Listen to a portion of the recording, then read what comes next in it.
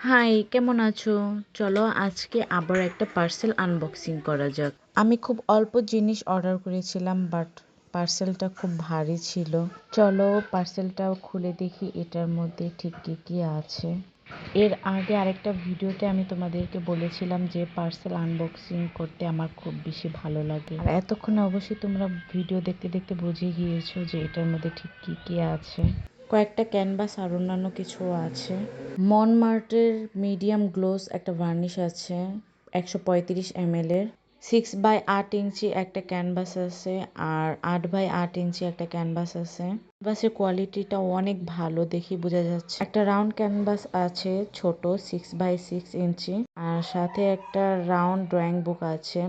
এই round drawing বুকটা অনেক ভাইরাল, অনেক আপুদেরকেই দেখি, তাই ভাবলাম আমিও নিয়ে নিই। আর এইসব প্রোডাক্টগুলো যদি তোমরা নিতে চাও অবশ্যই ইবনে মোবারক আর্ট গ্যালারিতে নক দিতে হবে। তাদের প্রোডাক্টগুলো অনেক ভালো, অবশ্যই তাদের পেজটাতে ঘুরে আসবে। আজকের মতন এই পর্যন্তই, টাটা।